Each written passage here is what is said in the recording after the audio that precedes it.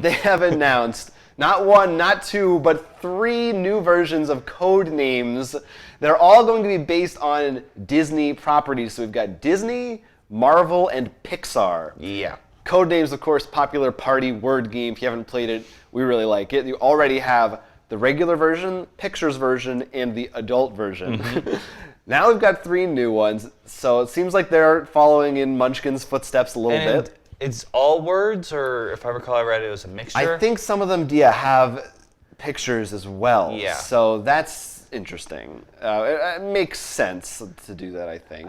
And I don't think it's a far cry. I mean, honestly, you could play Codenames with just any words. So, I mean, it seems like an easy one to, especially depending on the group. Because I know a lot of times with the original one, we'd see the word Link and Ocarina in there. Right. And, like, I'm sure those are just in there, but, like, we will say Zelda for a clue or something. I won't lie, I would buy Nintendo Codenames. I know I could put Nintendo on anything. So like, if you have like throwing some of these in would probably be really fun for the people who really enjoy those properties. Yeah, my concern. That becomes a munchkin. Well, it's 2 things, but neither of which I'm really concerned about. They're just possible.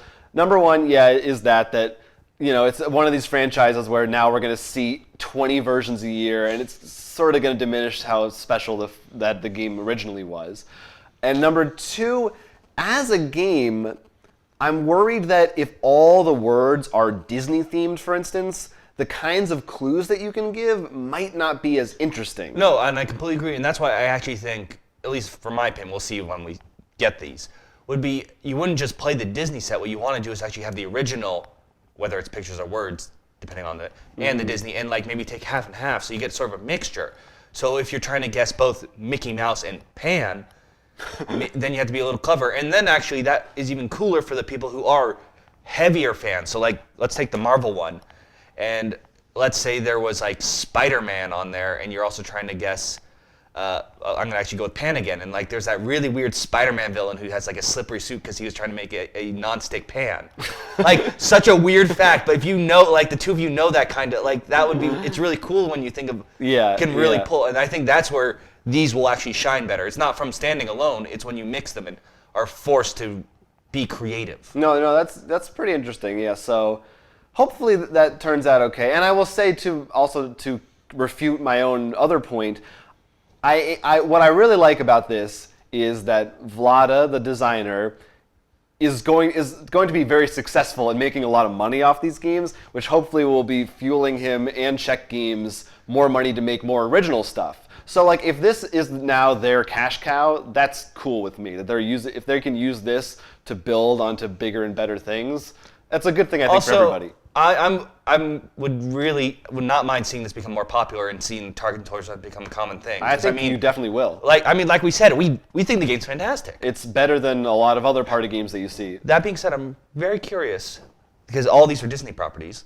No Star Wars Codenames. Oh, true. Star Wars Codenames.